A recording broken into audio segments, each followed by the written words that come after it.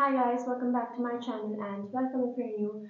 I'm Nika and I make book related videos, and as you can see from the title, today I'm finally going to be sharing with you about all the books I read in the month of December 2023, so last year.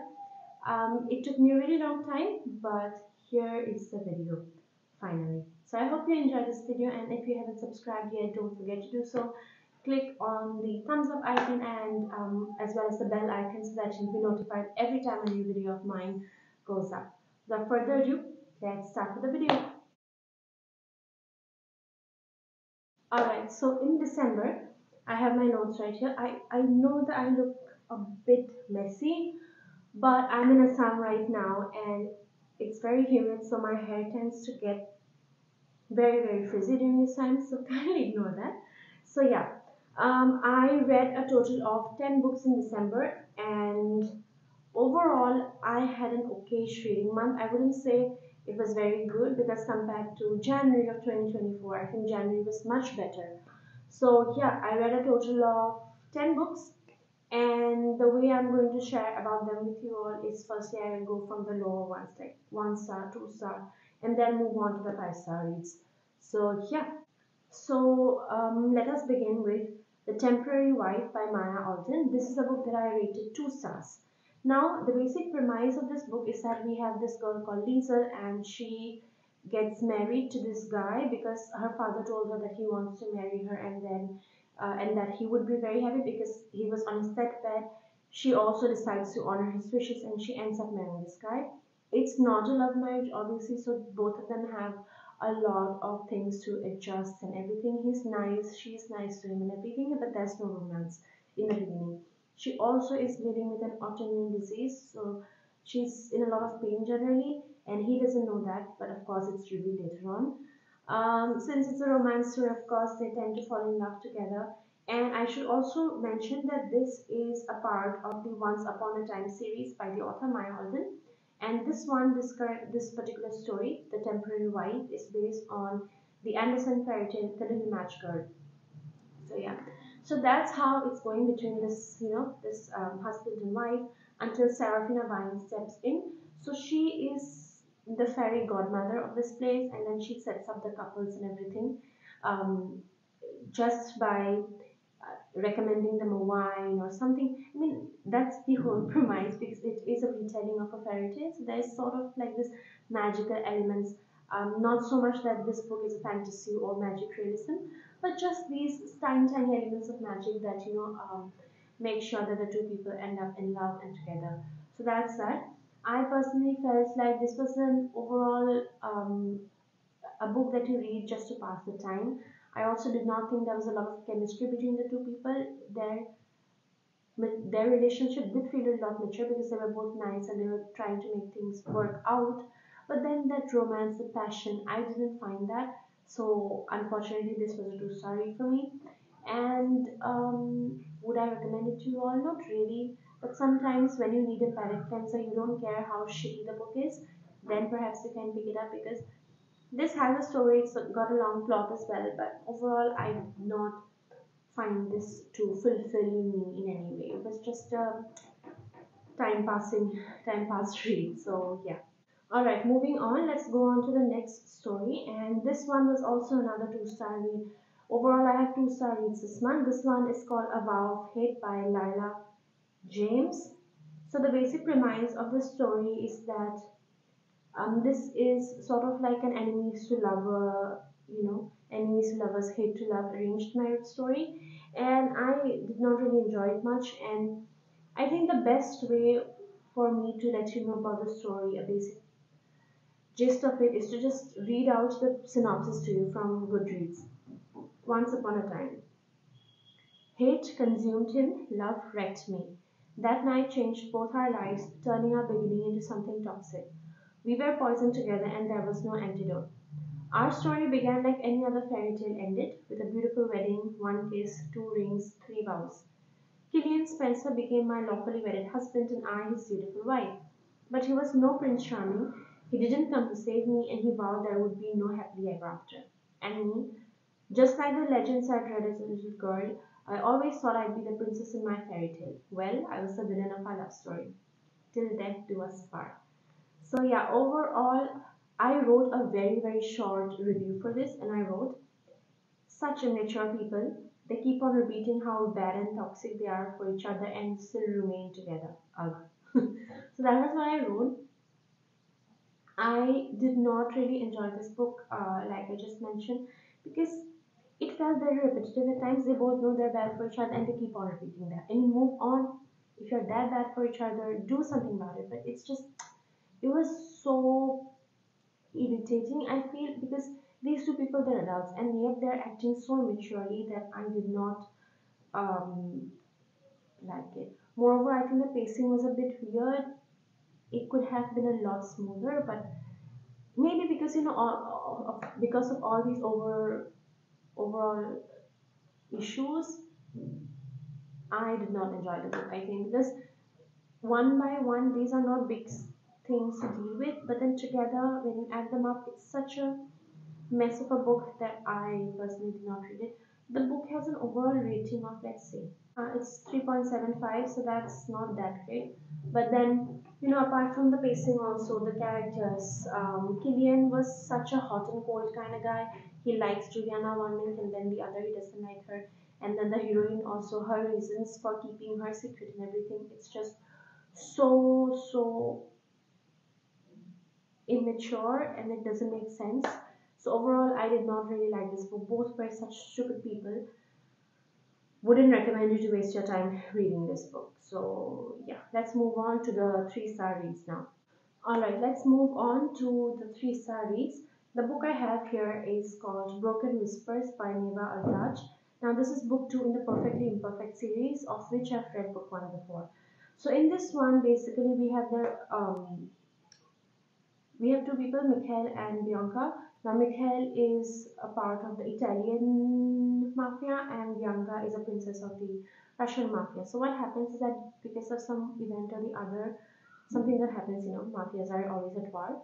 So, Bianca is sold to the Italian mafia, and now one of the men of the Italian mafia has to marry her. The thing is that Mikhail has had his eye. I cannot speak. Um, Mikhail has oh my god. Mikhail has had his eye on Bianca for the longest time. She's a ballerina, but then she ends her career at 21. I forgot why. Was it because her father told her to, or because she got injured? Something like that.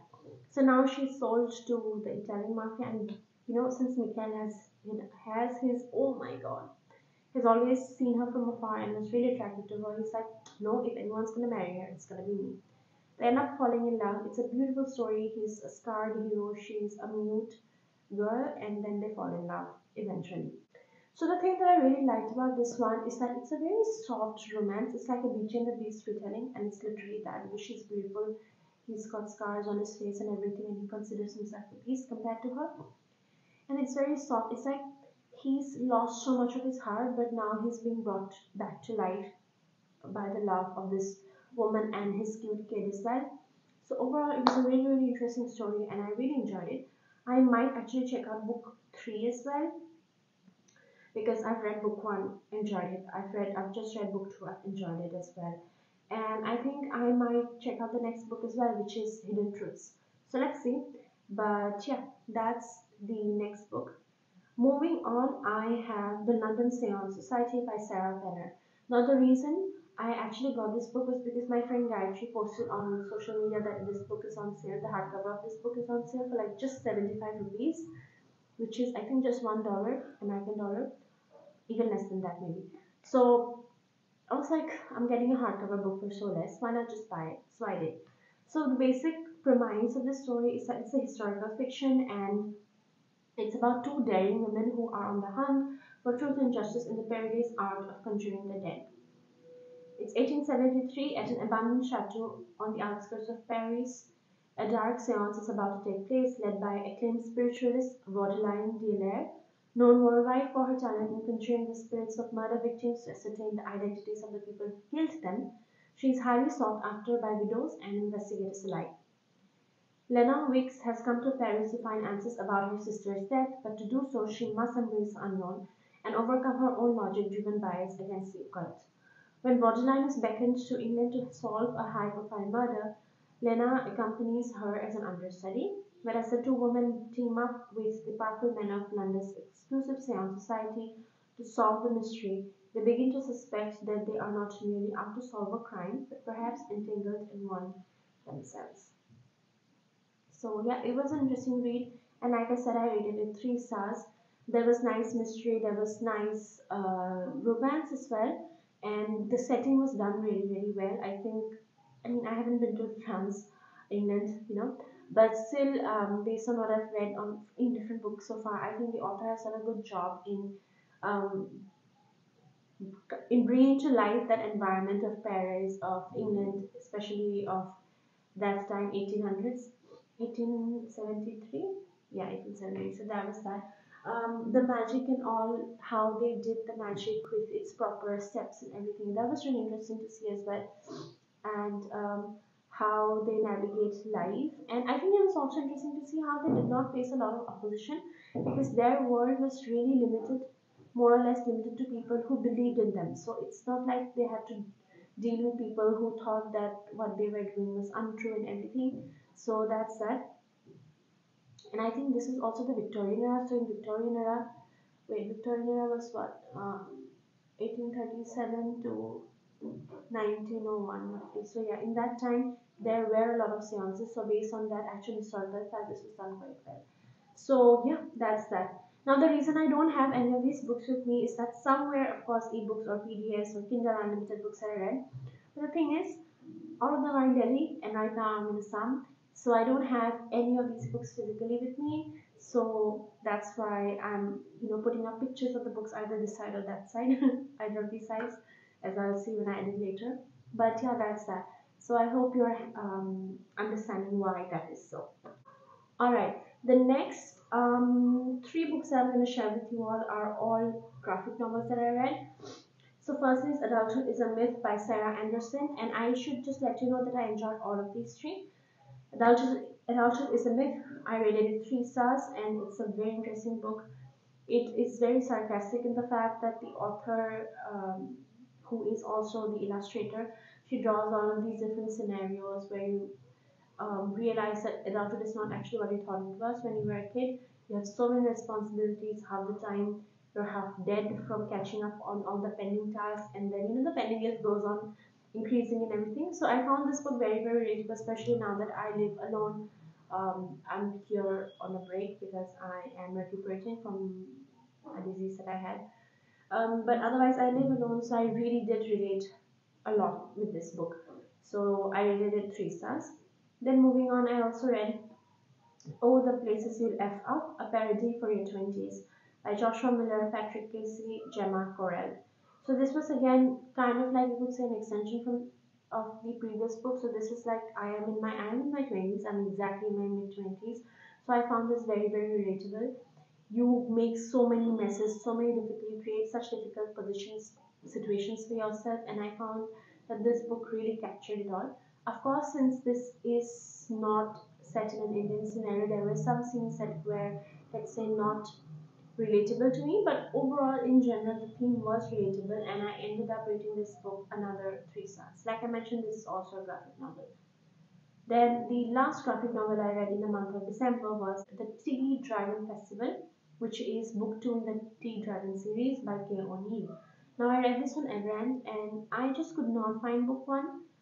So I'm really sad about that, but I will surely be checking out that book very soon because I really, really liked it.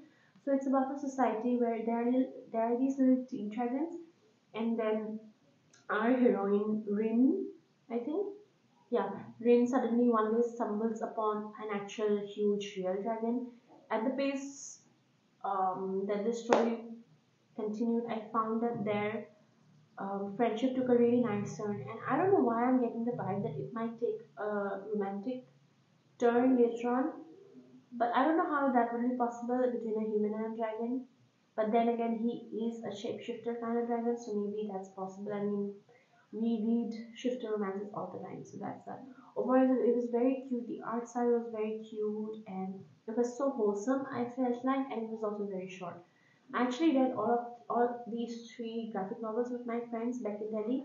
So we had a really fun time laughing over these images because they were very short, all three of them, and the topics were also very relatable because all of us are in our 20s and we have so many stories that we ended up going over, sharing after we read this book. So it was a nice bonding experiment. So maybe this is something fun that you can do on your next girls' night in. So food for thought. Moving on, let me share about the last three-star read that I read, and that is Luciano by Eva Winners.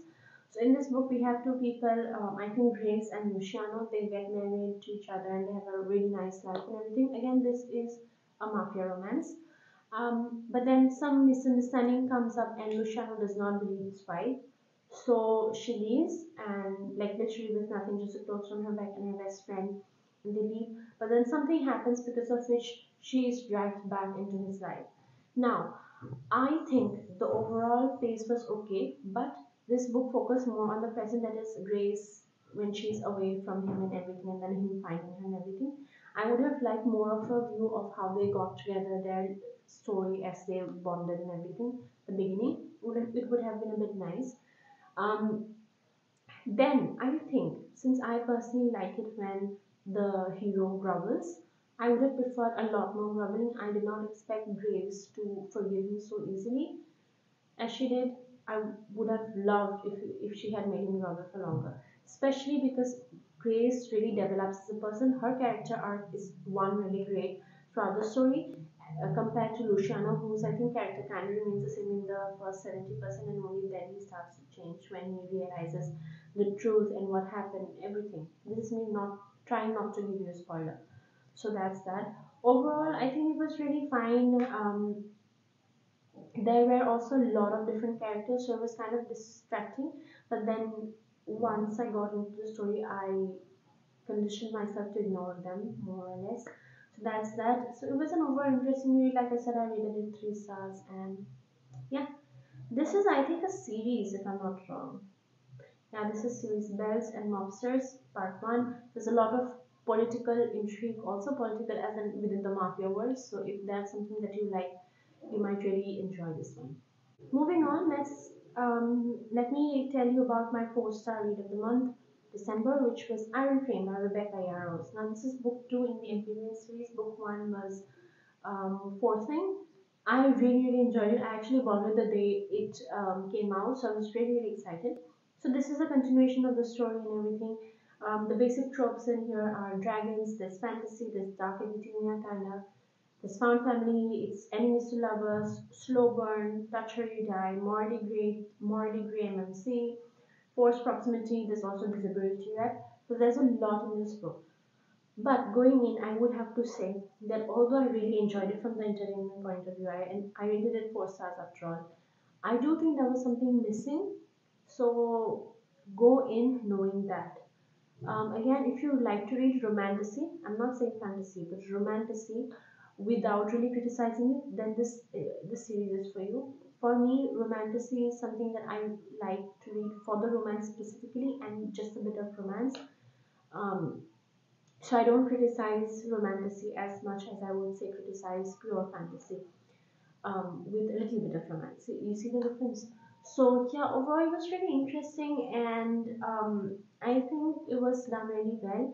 And the fact that this is book two in the whole series, I think book one was giving us a brief introduction to the whole world and everything, and book two really finally sets the base for how the future is going to turn out, because there's a lot more action in book two that is Iron Frame than there was in book one. So I think Rebecca Yarros has set the base really well, and I'm really excited to see where we go from here. So yeah, really interesting book. So far book one and two have come out. I have no idea when the next books will come out, because I mean book three just came out now. Yeah, there's no date also I think of book three. But yeah, overall it's really interesting. I love the dragons and the political angle as well. So it's really fun. The war, the fights were also done really well. It was a fun read overall, but if you can wait for book three, I would say pick up book one and two now. Otherwise, maybe wait for some time. So yeah. So moving on, I have one 5-star read in the month of December, and that is The Assamese, A Portrait of a Community by Sangeeta Borwa Pisharoti. Now this was a review copy that was sent to me by LF, and I'm really grateful to them for this because I ended up really loving this book, and I think I'm definitely going to do a reread again this year, maybe the second half because I just read it. So yeah, let me share the synopsis with you. Ami Kun, who are we? So begins journalist Sangeeta Borwa Pisharoti's inquiry into the diverse cultures and peoples of Assam. Her book looks in detail at all the varying aspects of the land and its people, the astonishingly diverse physical appearance of the Assamese, and what it reveals about their origins, the multiple kingdoms and rulers of the region from antiquity onwards, of whom the Ahums were the best known, the Assamese language and its rich linguistic provenance, the folk beliefs and celebrations of Assamese culture, such as the three Bihu festivals, which cut across boundaries of caste and religion, the significance of the mighty Brahmaputra, the Red River, in the lives of the people, the quintessential food, drink, and cooking techniques to be found across the region, the many distinctive forms of cultural expression that are found nowhere else in the country, clothes, jewelry, literature, music, dance, cinema, art, and drama, and finally the politics of the state and how it informs the nature of contemporary Assam. Full of colorful anecdotes and unforgettable pen portraits, The Assamese is the first major attempt to provide a comprehensive and nuanced portrait of one of India's oldest and most distinctive communities.